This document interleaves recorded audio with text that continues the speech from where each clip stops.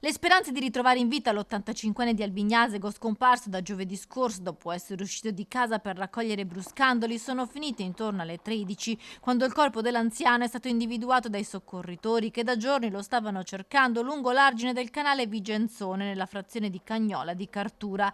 È qui che era stata trovata la sua auto, parcheggiata vicino al canale, nella zona industriale, a pochi metri da dove poi era stato rinvenuto il secchio che aveva l'uomo ancora pieno di erbette selvatiche. La vittima, Dino Garbo, residente a Carpaneto di Albignasego, era uscito di casa giovedì 2 aprile al mattino per raccogliere bruscandoli. Alla sera i familiari, non vedendolo rientrare, hanno dato l'allarme ed è subito scattato il piano ricerca di persone scomparse della prefettura.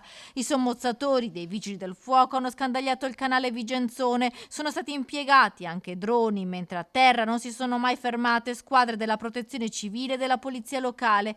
Quasi sicuramente l'uomo è scivolato sulle sponde ripide dell'argine finendo in acqua, forse è inciampato o forse ha avuto un malore. Il corpo è stato notato attorno all'ora di pranzo a pochi metri dalla sua auto. Sul posto i carabinieri per il recupero della salva che verrà riconsegnata alla famiglia per fissare la data dei funerali.